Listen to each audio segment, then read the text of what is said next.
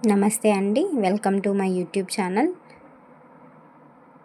మనం ఇవాళ 3వ తరగతి ఆనందమైన కుటుంబం అనే లెసన్ గురించి మాట్లాడదామండి. కుటుంబంలో అమ్మ, నాన్న, తాతయ్య, అమ్మమ్మ, పిల్లలు కలిసి నివసిస్తారు. దీనిని ఉమ్మడి కుటుంబం అంటారు. కుటుంబంలో అందరూ కలిసి మెలిసి పనులు చేసుకుంటూ పరస్పరం సహకారం అందించుకుంటారు. అలానే ప్రతి ఒక్కరూ ఈ ప్రపంచంలో జీవించాలి అంటే వృత్తి అనేది అవసరం. ఆ వృత్తి వల్ల ఒక్కొక్కరికి ప్రత్యేకమైన గుర్తింపు కూడా ఉంటుందన్నమాట. అలానే బయట పిల్లలు అంటే మధ్యలో చదువు ఆపేసి కొన్ని కుటుంబ నేపథ్యం వల్ల అలానే సంచార జీవనం గడిపే వాళ్ళు ఎక్కువగా బయట కనిపిస్తూ ఉంటారు. అలానే ఈ బయట పిల్లలు మనం మైగ్రేషన్ ఎందుకు అవుతుంది అంటే సరైన ఆహారం లేకపోవడం, సరైన వసతులు లేకపోవడం. సో వారికి ఆహారము అలానే క్లైమేట్ కండిషన్స్ బట్టి మైగ్రేట్ అవుతూ ఉంటారు.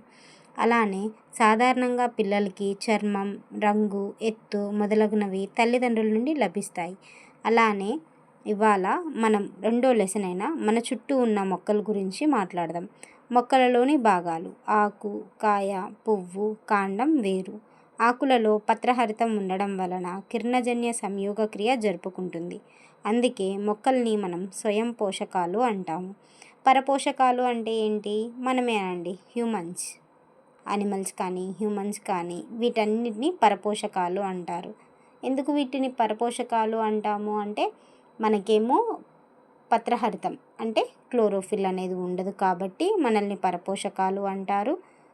మొక్కలకి పత్రహరితం ఉండడం వల్ల అంటే క్లోరోఫిల్ ఉండడం వల్ల వాటిని స్వయం పోషకాలు అంటాం.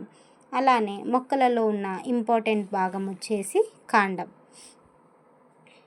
ఇది మొక్క దృఢంగా ఉండడానికి అలాగే మొక్కకి కావలసిన ఆహారం మరియు నీటిని, లవణాలని సరఫరా చేస్తుంది. వేర్లు నేలకు దిగువగా ఉండి నేలలో ఉన్న పోషక లవణాలను, నీటిని పీల్చుకొని మొక్క కాండం, ఆకులకి పంపుతాయి. ఇంతటితో